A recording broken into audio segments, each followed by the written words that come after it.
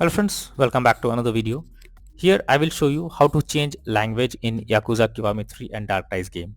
So after launching Steam, go to the library section, select your game, right click on it, click on properties, and here you can see language option. It's already selected as English by default.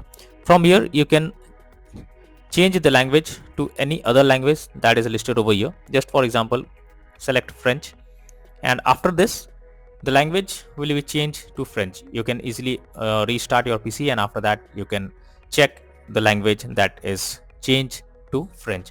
Now if you want to again revert back to English or any other language, you have to simply click over here, select other language, or either select English, and the language will be changed to English once again.